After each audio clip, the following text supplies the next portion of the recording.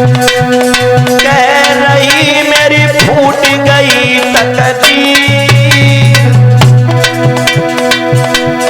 आज समझ में आई गई धोखेबाज हीर।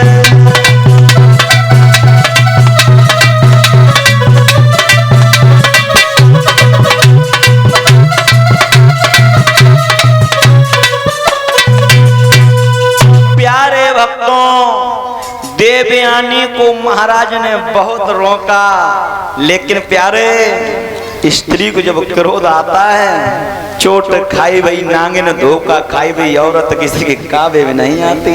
चली गई अपने पिता शुक्राचार्य के पास में पहुंच गई। बोले पिताजी गजब हो गया। बोले क्या?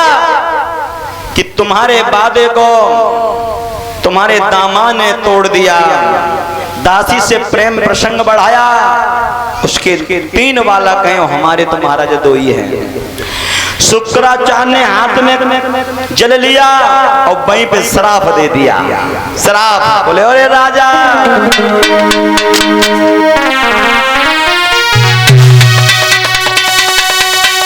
जिस यौवन के मद में तूने मेरे वायदे को तोड़ा है, और जिस यौवन के मदद तूने दासी से नाता तोड़ा है,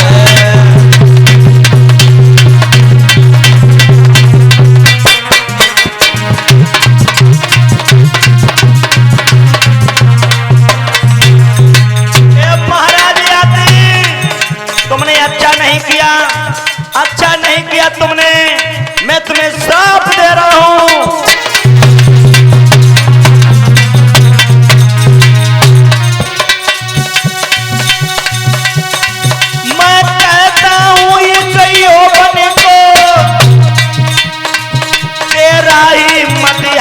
खा जाए रह जाए नयत की शांति तुझे अभी बुढ़ापा आ जाए।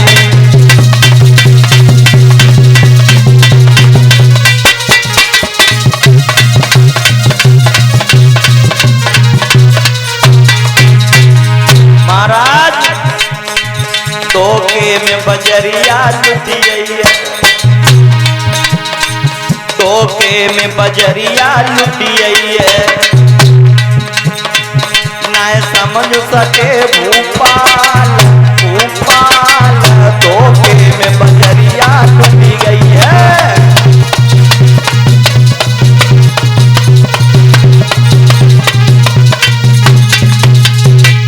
धोखे में महाराज आयाती बुढ़ा बन गए, और जब बूढ़े भये हैं तो देवयानी ने फिर अपने पिता से कहा कि पिताजी मैंने ये नहीं कहा था कि तुम उन्हें बुढ़ापे में परिवर्तन कर दो। हे बबला, वासना की आग अभी बुझी नहीं है, महाराज मैं आंगन में कैसे रहूंगी। और एक बात तो बताएं मैया, माताओं के लिए सर्वस्व सुख अगर है तो पति के चरणों में है। परीक्षित जी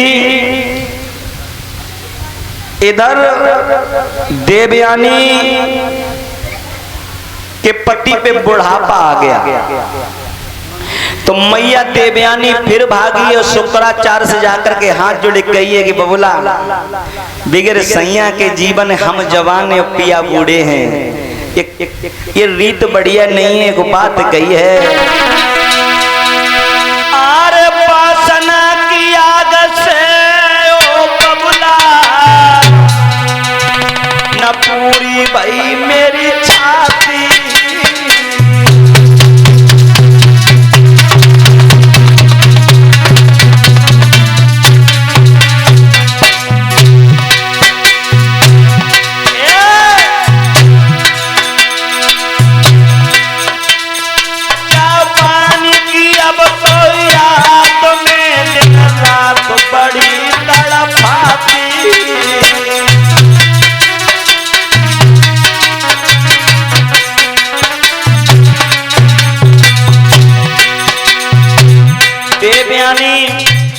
जब बहुत रोई है तो महाराज शुक्राचार्य ने आयाती को बुलवाया आयाती को बुलवाया और कहा कि महाराज